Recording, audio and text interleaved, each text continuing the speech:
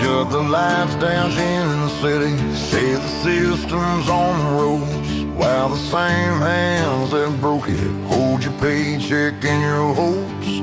They'll sell your sweat for silver, call your sacrifice relief, but every drop of truth we bleed writes another line of belief. Freedom isn't free, it's carved in blood and fire and stone.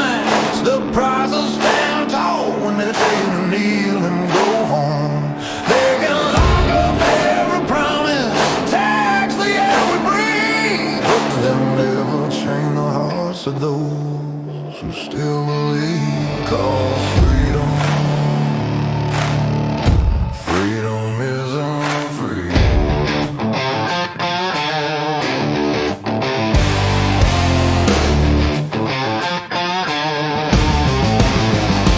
They preach peace from marble towers while they fence off your front yard. They wave a flag made out of rules and call obedience smart.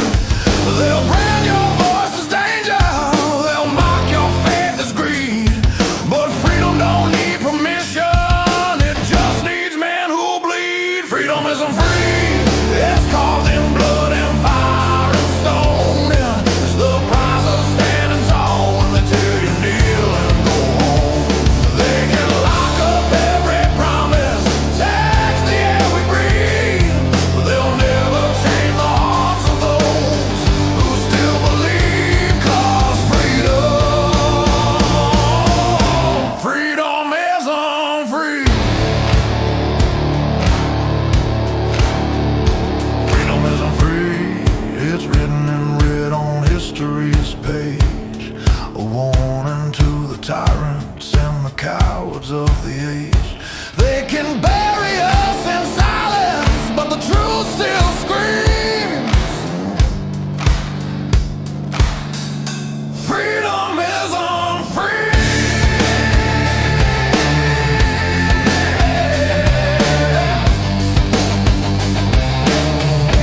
Freedom isn't free.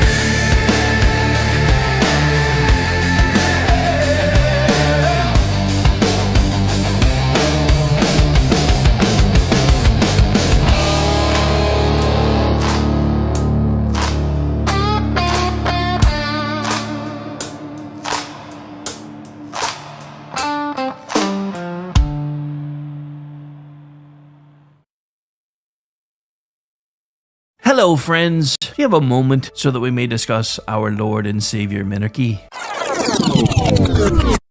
No, seriously, I'm just kidding. Hi, my name's Rick Robinson. I am the general manager of KLRNradio.com. We are probably the largest independent podcast network that you've never heard of. We have a little bit of everything, and by that, what I mean to tell you is we have news, pop culture, special events, conspiratainment, true crime, mental health shows, drama productions, and pretty much everything in between. So if you're looking for a new podcast home to grab a little bit of everything that you love all in one place, come check us out. You can find us on X under @KLRNradio. You can find us on our Rumble and our YouTube channels under the same names.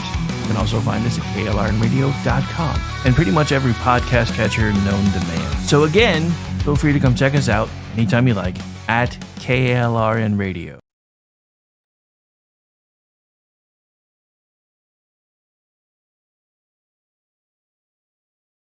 Not to be a backseat driver, but can you say for sure you got the best monthly payment possible on your auto loan?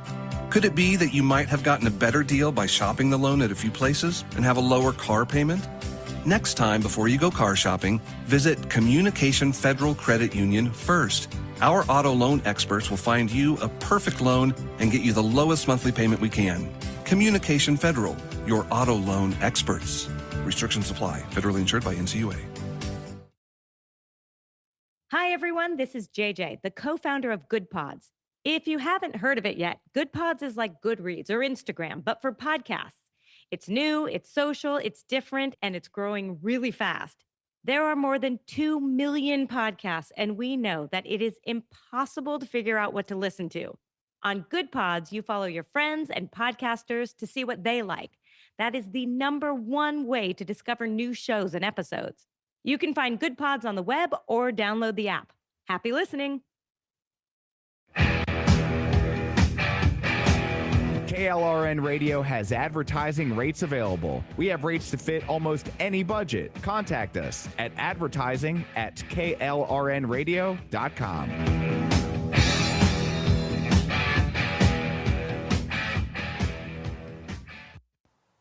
The following program contains coarse language and adult themes. Listener discretion is advised. America's on the rails. What we're trying to change tonight.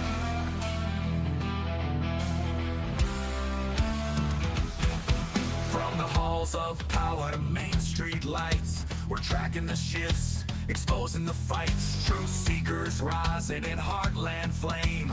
Ricks calling names and we're joining the game. No filth, just no fear. We pull back the veil. When the system rattles, we refuse to pale. America off the rails.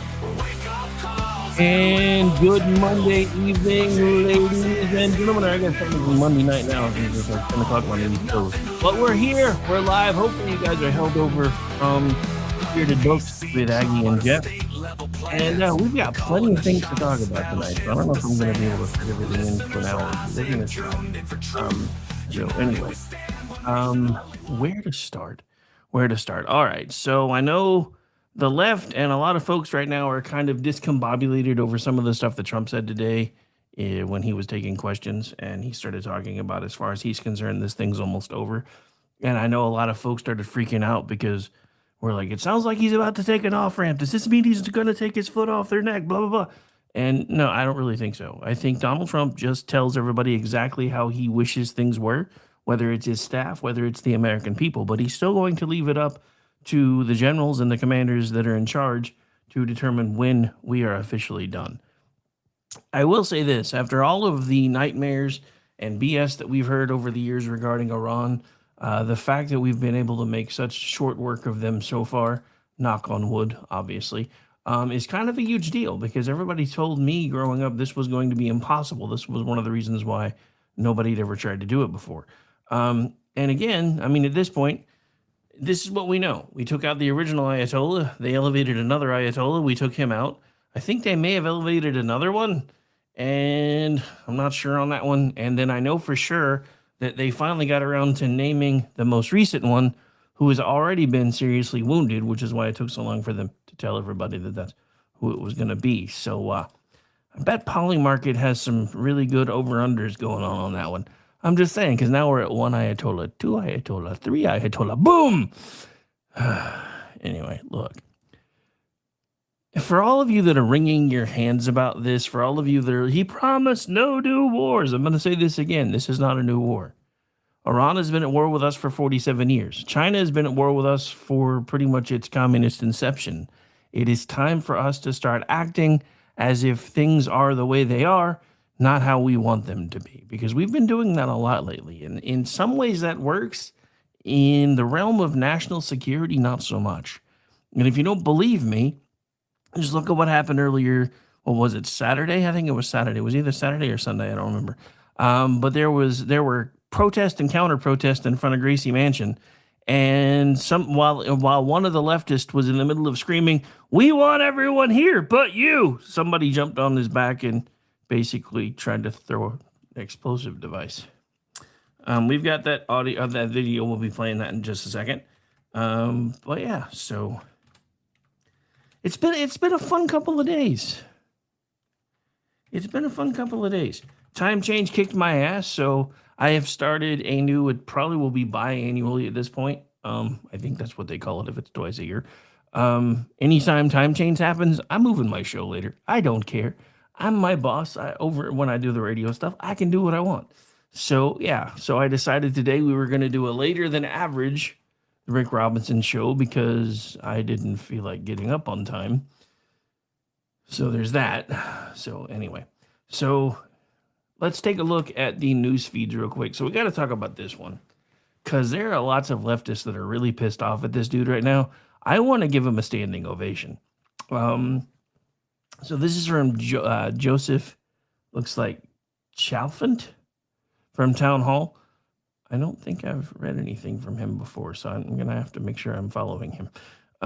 Republican Congress critter Andy Ogles, Tennessee District Number 5, has pushed the buttons of most of the rabid leftists and Democrats after he introduced a bill to codify President Donald Trump's ban on immigration from a number of Muslim-majority countries. One post managed to gain over 20,000 likes and 6 million views, and it was this one. Muslims don't belong in American society. Pluralism is a lie. And of course, this sent everyone over the edge. And he went on to say something that I've been saying now for a while. America and Islam are incompatible because it's the truth. The next one, fact check true. The burqas and the hijabs have no place in this country. Let's make America look like America again. That's again Rev. Andy Ogles. Congress must pass my Muslim ban today. Well, sorry, sir. It looks like Trump isn't planning on signing anything until you guys finish with the Save America Act. But, you know, and again, none of them belong here. That's, again, Rep. Andy Ogles.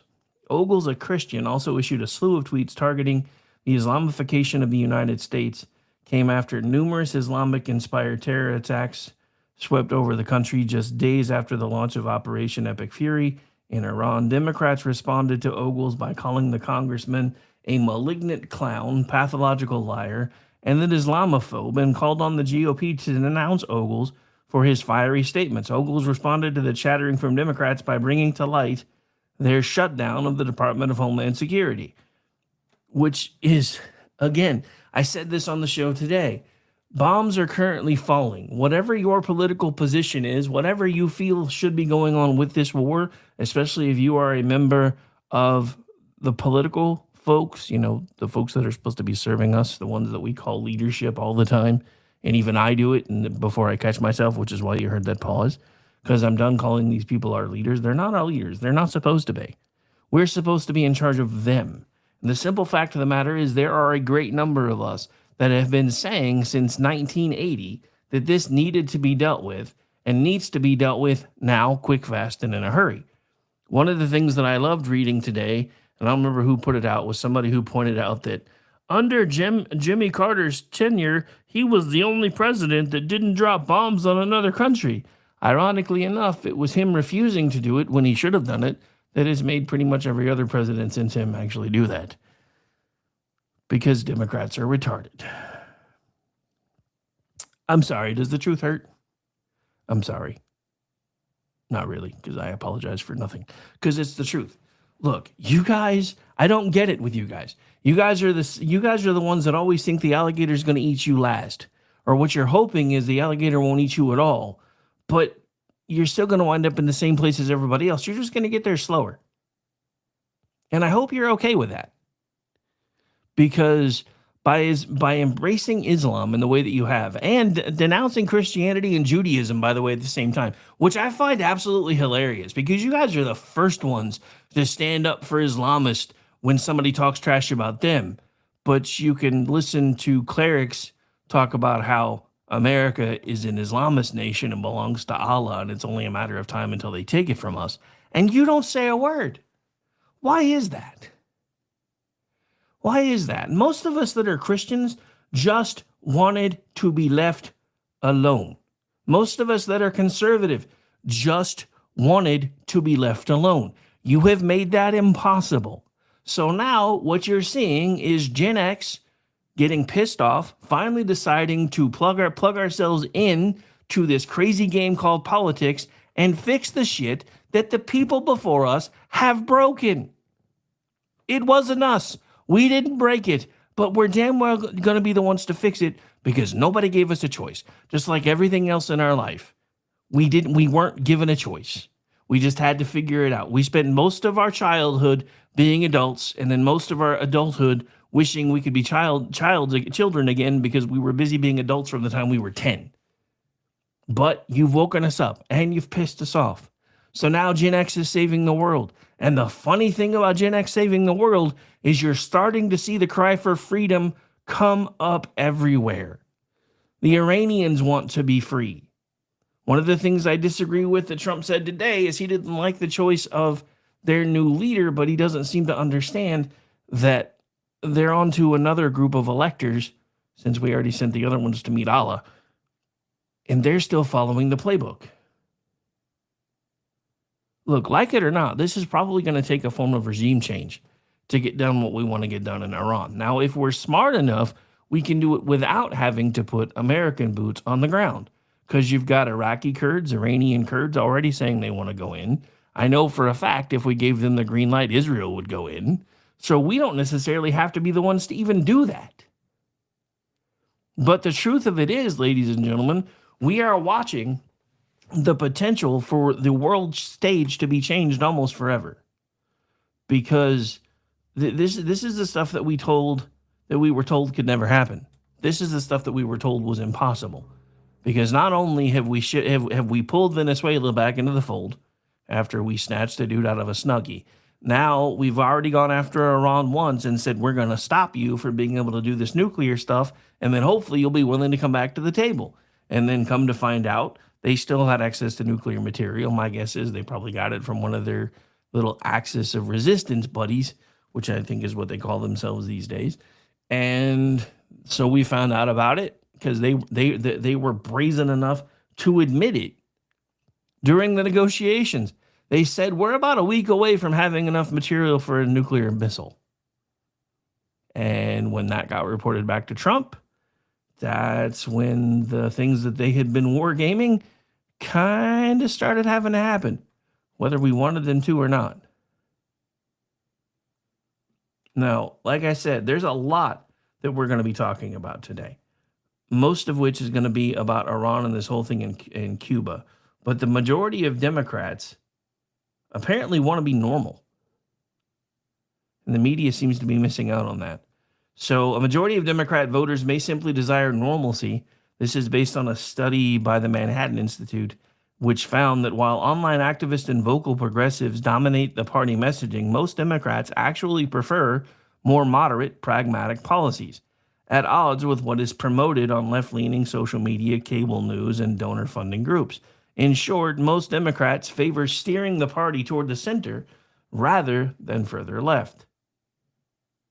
Now, you wouldn't believe it if you spend as much time as I do on social media, because all I ever see are raging crazy leftists, the same ones that are spouting propaganda and showing images of Israel from October 7th from forever ago, having fire rain down upon it and saying, this is what's happening right now, and the American government's not telling you that. But it's not true, because it's not. None of it's true. This is why I tell you, I don't care who you listen to. I don't care where you get your information from. You need to do everything you can to make sure that you get your information from more than one place, because usually the truth is somewhere in the middle, and that's just the truth of it. All right, so speaking of troops on the ground in Iran, this is from Pete Hegseth, so let's see what this is about. Let's see. So this is from, looks like, Neoa Berg. So far today, the air itself in Tehran is toxic to breathe and it's raining oil. The UAE has officially bombed the regime in Iran, entering the war. A supreme leader has been chosen, but they're too scared to announce who he is because he'll be assassinated. Dun, dun, dun. To put it simply, the Trump administration's goal is to destroy Iran's military and nuclear capabilities more than bringing about the rise of another regime. Iran's government has been reeling from the constant barrage as many of its leaders have been killed. The nation's assembly of experts named Mojtaba Khamenei as, and I know I can't pronounce that fucking name, I don't care, as the country's supreme leader, signaling that the regime's hardliners remain in place. Meanwhile, Trump is considering deploying special forces troops to seize Iran's near bomb-grade uranium, according to Reuters. Let me check this real quick. Yeah, no, we're not playing that whole thing. So, yeah, I was going to play part of the 60 Minutes interview, but I didn't get a chance to trim it down first, and the whole clip in here is like the whole thing, so we're not doing that. But anyway. All right, so let's see what other trouble we can get into real quick, like, before we take the break. I do have new music tonight for the break, too, so hopefully you guys like it. It's kind of inspired by an idea that's been rattling around in my brain for the last couple days. So this was an interesting story. I saw this the other day, and this may be karma. So the dad who was accused of killing his daughter's alleged rapist wins the Republican sheriff nomination and says we're just getting started. An Arkansas father who is facing second-degree murder charges for allegedly killing his teen daughter's suspected sexual abuser has won the Republican nomination for county sheriff. Blaze News reported this in October of 2024. Aaron Spencer woke up to find his 14-year-old daughter missing from the family's home. Police were notified about the missing girl. Spencer got in his vehicle to try to track down his missing daughter and spotted a white Ford truck on the highway owned by Michael Fosler, the 67-year-old man accused of raping Spencer's daughter. At 67, wouldn't it? That's just not cool. So the Lanoke County Sheriff's Office said in a press release while en route, deputies were notified that the father, Aaron Spencer, had located the juvenile in a vehicle with the suspect. Not saying his name anymore, which is my policy in case you don't know.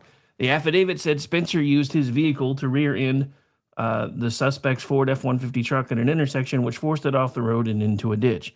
Citing court records, USA Today reported that Spencer then got out of his car and started firing a gun at the suspect. He fired 16 times, according to court records. 15 hits, 1 miss. It's pretty good, pretty good. Court documents said Spencer then pistol whipped the suspect in the face after firing the shots. Court records show Spencer then called 911 and said, "This fucker's dead on the side of the road for trying to kidnap my daughter. I had no choice." Police say the suspect was pronounced dead at the crime scene. Spencer was arrested, charged with second-degree murder in connection with the suspect's death, and then released from the Lanoke County Detention Center after posting bail. Court documents said Spencer went to the home of a female acquaintance of the suspect on July 2024, told the woman that the suspect raped his underage daughter, and then demanded the phone number of the suspect and home address.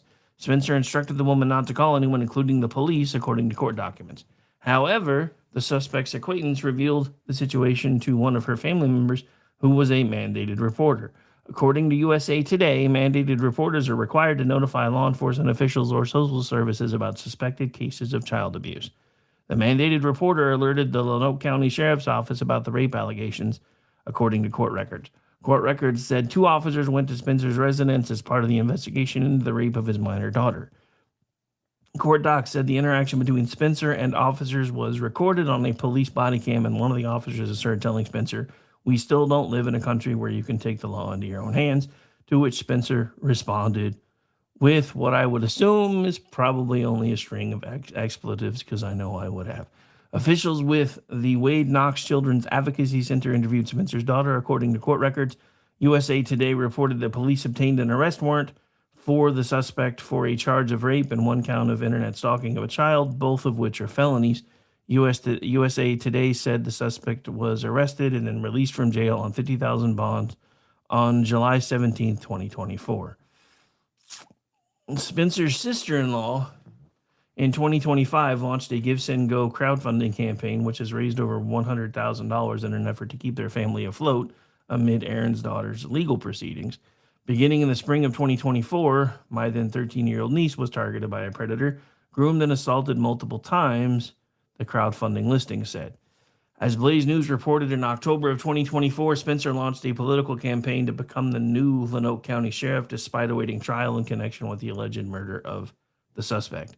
The Arkansas Secretary of State revealed that Spencer won more than 53% of the vote in Tuesday's 3-person GOP primary, easily defeating incumbent Lanoke County Sheriff John Staley and David Bufford.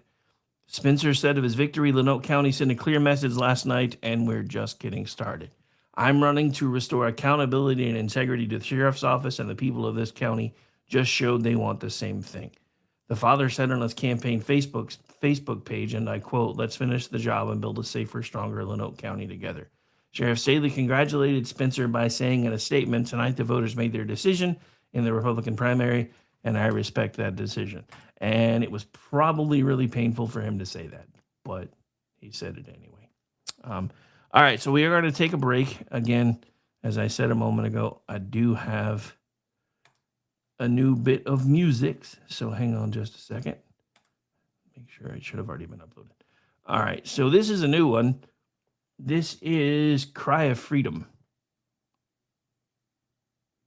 I told you it would kind of make sense with the theme tonight, but here we go. This is from the KLRN Radio House Band. We'll be right back. Stay tuned. They tried to quench the fire, drown it all in chains, tried to break our will and wash away our names. But every spark they buried only fed the flame. Now the cry of freedom's roaring through the rain. Hear the cry of freedom on the winds of change. Every voice united, breaking every chain.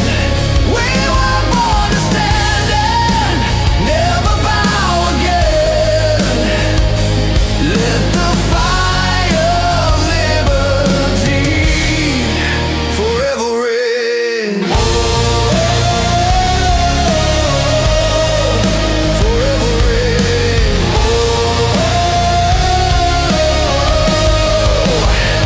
Now the walls are shaking from the battle cry.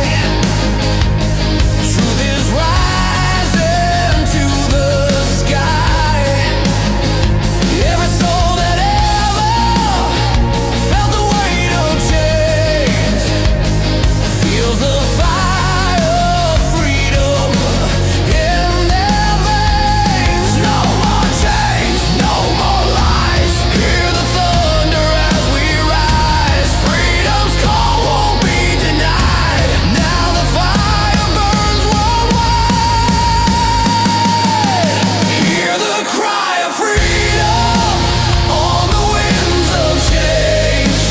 Every voice united, breaking every chain. We were born to stand and never bow again. Let the fire of liberty forever reign. Let the fire of liberty forever reign.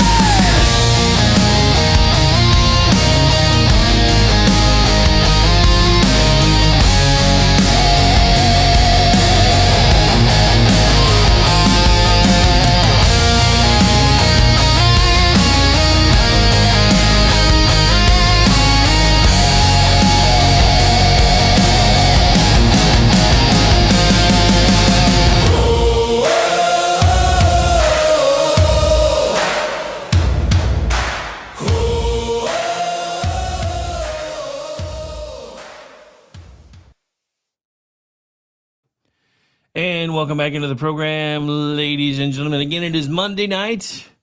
It's time change night, but you did survive Monday, unless you work night shift. And if you work night shift, well, I don't know. Hopefully you get off pretty soon, but thank you for hanging out with us anyway. Got some pretty good numbers coming in on X. Got decent numbers coming in on YouTube since it's not been something I've really focused on before, so I want to give everybody a quick thank you for hanging out over there. If you're new around here, make sure whichever YouTube channel that you are listening and watching from, if you like what we do here, make sure you're clicking that subscribe button. Again, it doesn't cost you anything. Just helps us know who likes what we're doing and who doesn't. So anyway, so plenty of stuff to talk about. Got some clips that I want to play here. So hang on, I'm trying to get back over to my screen here. All right, so let's see what we got going on here today. Give me just 1 second. Let's do this. That way I'm on the right screen. Well, maybe. Although I guess it would have been just as easy to do it from there. My bad.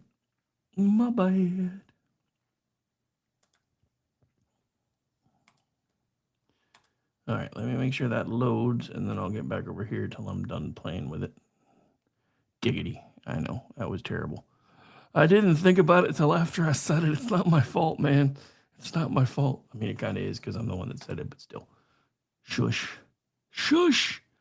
All right, let's see.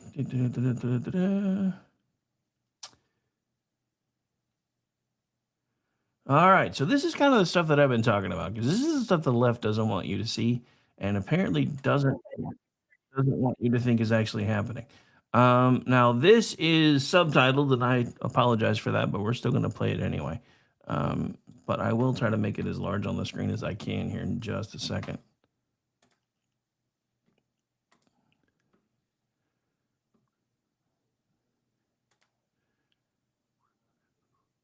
All right, so that should hopefully make it a little bit easier for you guys to read. And here we go. Viva l'Occidente, viva la democrazia e viva la libertà. Il movimento europeo pro-Gaza è rimasto a casa di fronte alla brutale repressione del popolo iraniano che lotta per la libertà. È rimasto in silenzio di fronte alle migliaia di sacchi neri, di cadaveri, alle esecuzioni di massa degli Ayatollah che sono considerati intoccabili solo perché antisionisti e anti-americani. Nessuna flottiglia che salpa, nessun liceo occupato, nessuna manifestazione di piazza. Solo una scandalosa doppia morale che antepone l'ideologia ai diritti delle donne e dei giovani iraniani. Sarebbe comico, se non fosse tragico, vedere i sedicenti progressisti, paladini della laicità che hanno combattuto in ogni modo il cristianesimo, coalizzarsi ora con la peggiore dittatura teocratica al mondo. Gli stessi che oggi aprono le porte all'Islam radicale, al velo islamico, alla Sharia, con l'intento molto spesso sbandierato anche di sostituire gli europei e di trasformare l'Europa in una succursale di Teheran. L'Iran brucia nella loro indifferenza,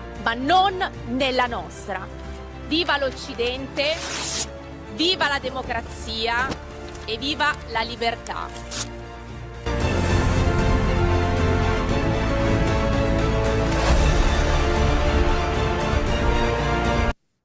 Viva. All right, so for those of you who couldn't read it, I'm going to paraphrase it a little bit because she's basically saying everything that I've been saying. The same people that keep claiming that we are a secular democracy are lining up and putting themselves in bed with people that want them dead, that want to chop their heads off just for the fun of chopping their heads off, all because they're not the right people.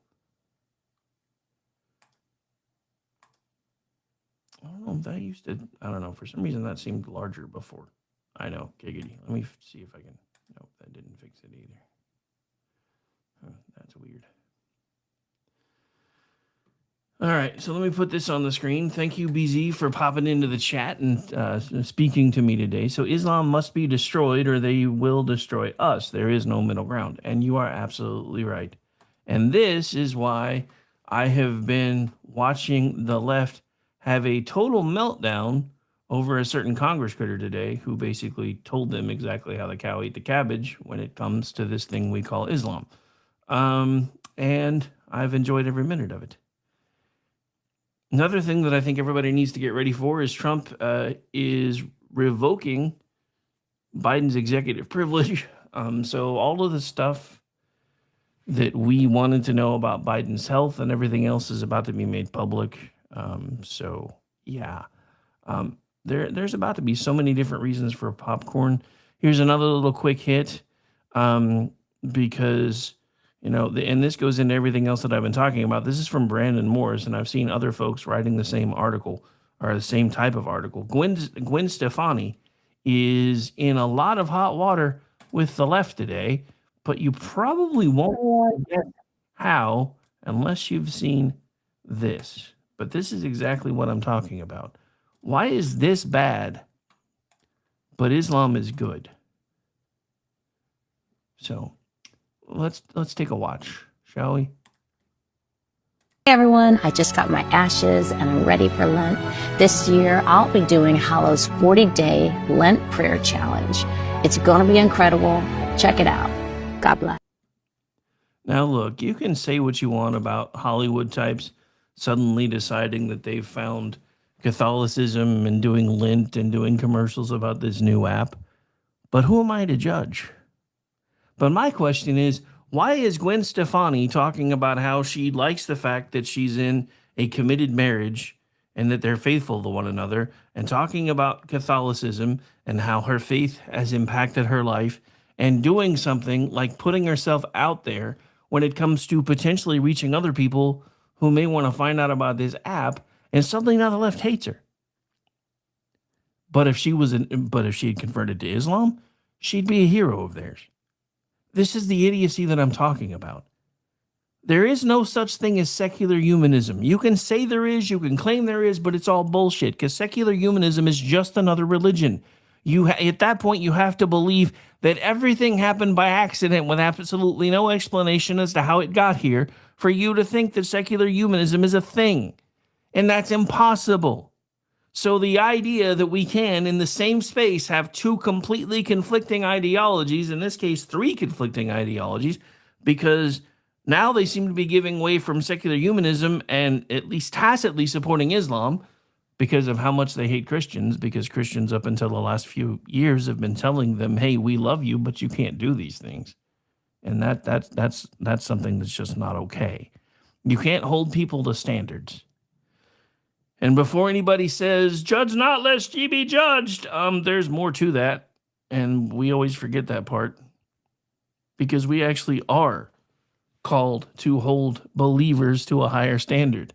So as soon as someone says, hey, I'm a Christian, guess what?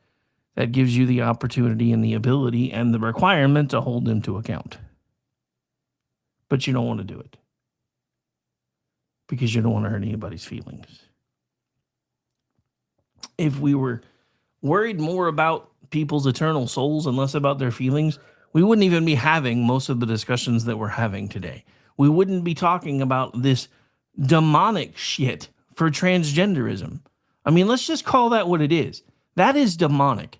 If you don't believe me that there is a demon of some sort running roughshod all over these people, then all you really need to do is look at James Carville, who I played a clip of earlier today, who it was a raging just lunatic for a good 2-3 minutes, spittle and all. It's terrifying. Now, while the left is telling you that we're getting our asses handed to us and that we're not being told the truth about what's happening in Iran and everywhere else, this is what's happening in other parts of the world. Hang on. Let me get this fixed up, because I just realized I messed up. I played a couple of these. This is a newer one. So I just want you to watch this.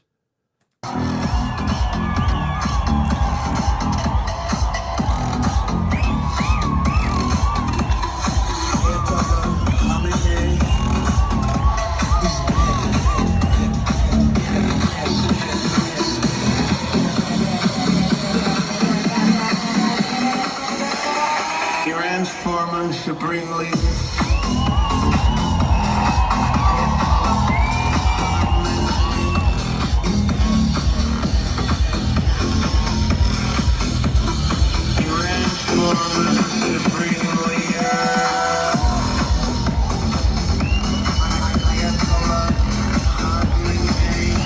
Is dead.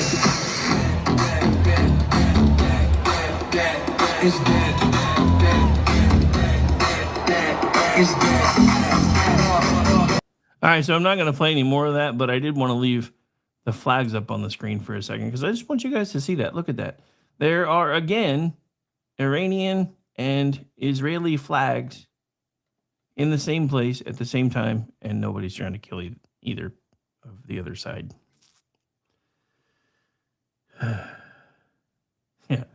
Yeah, unfortunately, the left has a lot of people just constantly living in their feelings, which is why most of us have had to figure out how to make ours less accessible, because otherwise we would fall into the same kind of BS. But anyway, so hang on. Let's see what other trouble we can get into real quick.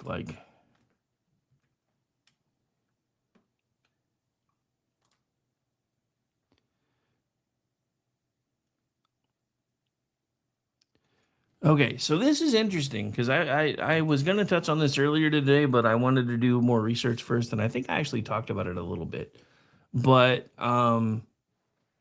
Senator Chucky Schumer has been screaming and yelling about how, because of oil prices getting out of control as far as he's concerned, that it's time to tap the strategic reserves.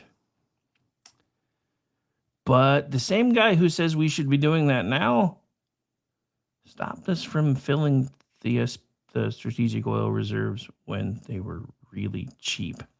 So anyway, so the top Senate Democrat wants President Donald Trump to tap the national oil stockpile as fuel prices skyrocket. 40 cents is not a skyrocket. You guys have got, and this is from Red State. This is part of what's pissing me off. Now, I think this may be a quote from another article, I think. But I don't like that word choice. This isn't a skyrocket. It's just not. Anyway, sorry. Senate Minority Leader Chuck Schumer, Democrat, New York, called on Trump to unleash reserve barrels of oil from America's Strategic Petroleum Reserve as oil prices spike amid the ongoing conflict in the Middle East. Schumer argued in a statement that the reserve exists for moments exactly like this, except that's not true. So, exactly like this, Senator? Because, during a conflict that's well on its way to being won, Iran has lost pretty much all of their aircraft. Their Navy is currently being captained by Davy Jones. Its former Supreme Leader 1 and 2, who is now pancaked, and the new Supreme Leader is walking around with a laser designator dot on his forehead. The Israeli Air Force, along with the United States Air Force and naval aviators, have been solving this problem with the suitable application of high explosives, and Iran can't hold out too much longer. The only way that regime stays in power is if we let it stay in power. But here's the rub. When wars and global crises disrupt energy markets, the United States has the ability to act, but President Trump and his administration are refusing to do so, according to Senator Schumer. Trump should release oil from the SPR now to stabilize markets, bring prices down, and stop the price shock that American families are already feeling thanks to this reckless war. During his first term, Trump wanted to use about $3 billion from a colossal COVID-19 stimulus package making its way through Congress to fill the reserve, but the move was promptly rejected by Schumer and congressional Democrats who panned it as a bailout for the oil industry. The price per barrel at the time was roughly $29 per barrel, according to WTI crude oil. Now oil has eclipsed $110 per barrel over the weekend for the first time since 2022. The bright side is the bottom fell out of it today, and it was closing at around 89 earlier today.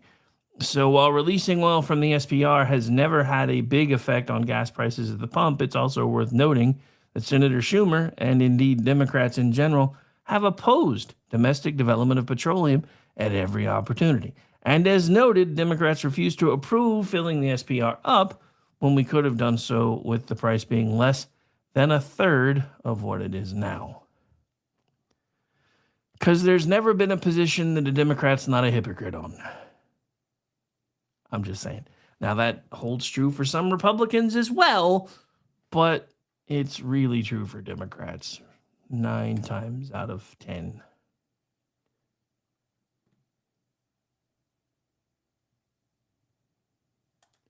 So this had to be hard for CNN to admit.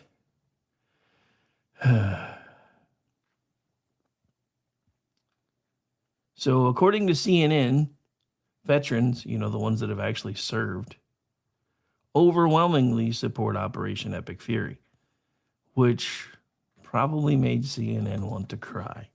But here we are anyway, because that's the truth of it. The people that understand what it is that we're doing and why we're doing it don't have a problem with what we're doing. They're going to have a problem with it if we don't finish, which is why some of what Trump said to me today, or on screen today, gave me pause until somebody reminded me that he's basically just telling everybody what he hopes happens, not what is actually going to happen. All right, but here's an interesting little clip from CNN, and they have this ads. You can already tell, but here we go. Overall public and those who are either currently or have served in the military. Take a look at this Fox News poll that came out during the past week. Net approval rating of the current U.S. military action against Iran. Look at that. Overall, Fox News shows a dead even split. But look at those who served in the military. Significantly higher support for the U.S. military action currently going on in Iran at plus 20 points. That should not be so much of a surprise, because take a look at how they view Trump's foreign policy overall. Again, look at those who served in the U.S. military versus overall. If you look at Trump's foreign policy overall, the net approval rating on that per Fox News, those who served in the military, they like what's going on average. Look at that. The net approval rating plus 8 points for Trump's foreign policy. But look at those overall. Way, way down there at minus 20 points. We're talking about a nearly 30-point gap between those who served in the military and overall. And this split, when it comes to those who served in the military and overall, dates back to Trump's elections, all the way back to 2016. But let's look at the 2024 numbers. Look at this. 2024 results. Those who served in the military, Trump won them by, get this, 31 points. Kamala Harris actually won all other voters by 2 points. And that means, Johnny Berman, that means that Donald Trump only won in 2024 because of support from those who served in the military. He only won in 2024 because of those who serve in the military. And those are the people that understand him the best and understand him the most. So that shouldn't really surprise anyone. But you could tell, if you've watched that channel before, that that dude was not happy at all.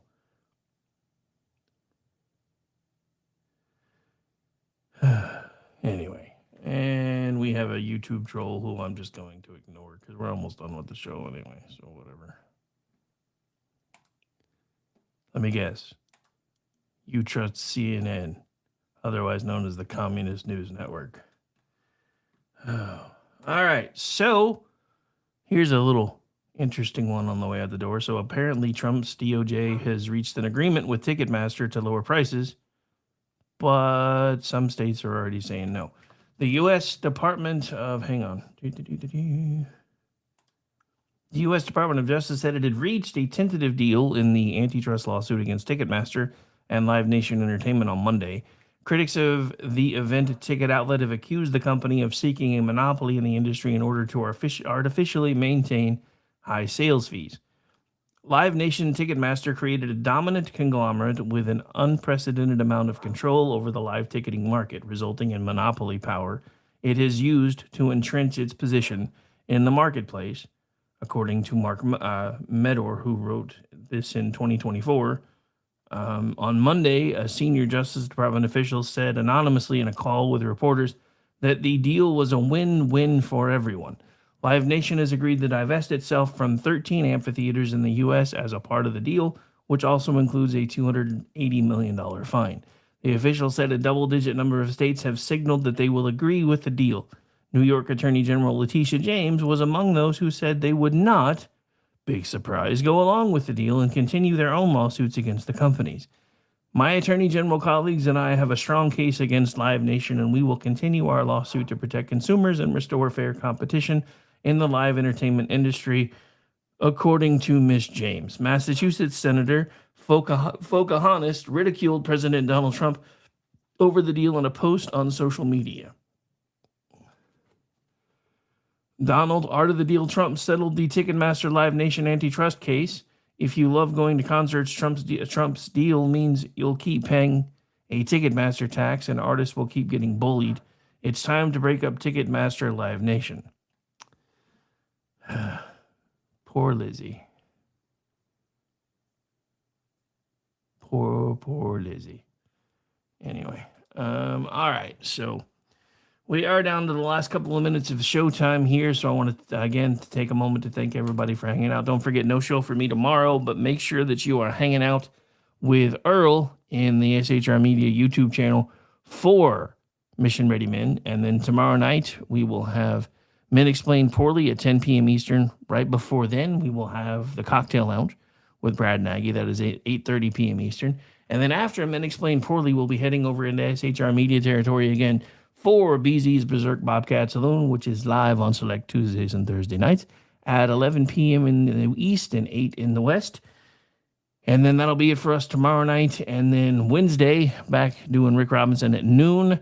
Then at 6 p.m. Eastern, back with Kingdom and Country. 7 p.m. Eastern, we have the Toxic Masculinity Show. 8 p.m. Eastern.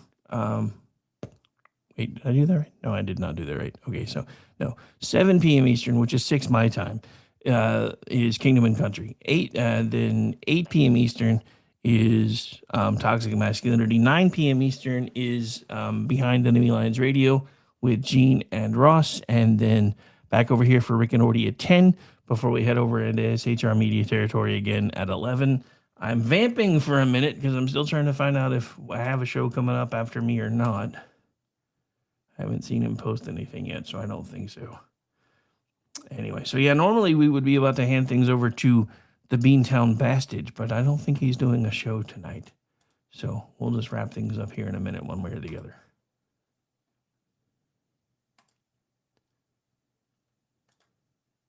So it looks like President Trump is going ahead with his plan to try to reopen the Strait of Hormuz, but he's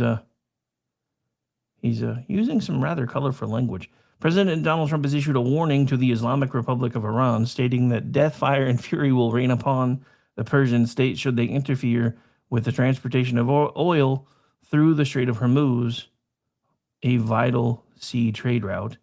Looks like Pete Hegseth reposted a post of the president's from Truth Social.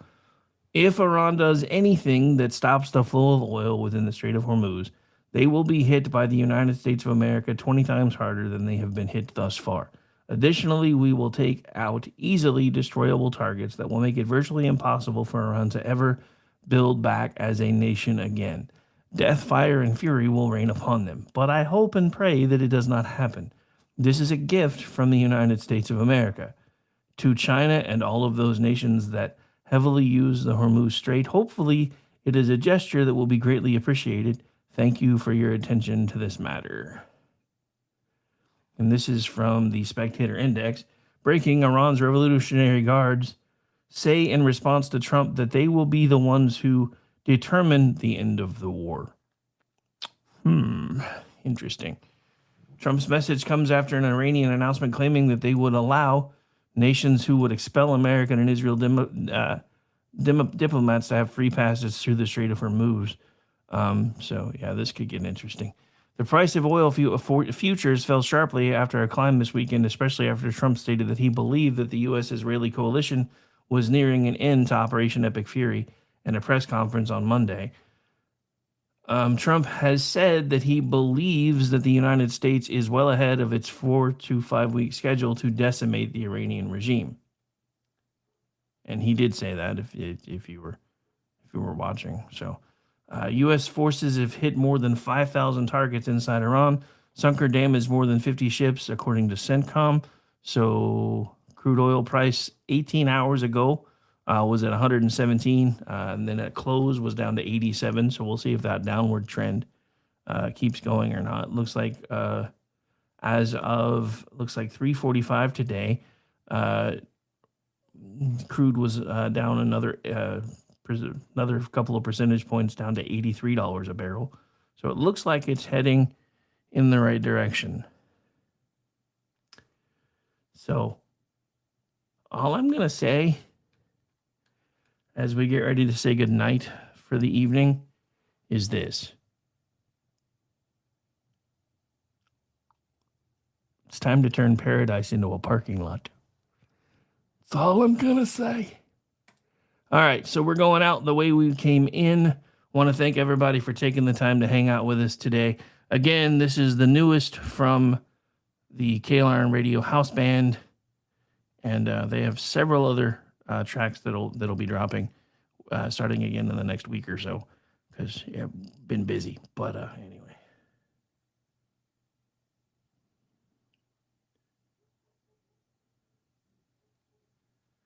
All right, here we go. Want to thank everybody for hanging out, and this is the end of the show for the night. But in case you weren't here for it, here's, again, the newest from the KLR Radio House Band. We'll see everybody tomorrow night. Bye. They tried to quench the fire, drown it all in chains, tried to break our will and wash away our names. But every spark they buried only fed the flame. Now the cry of freedom